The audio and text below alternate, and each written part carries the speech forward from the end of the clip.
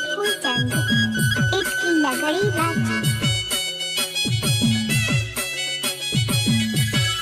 DJ DJ Phoolchand Phoolchand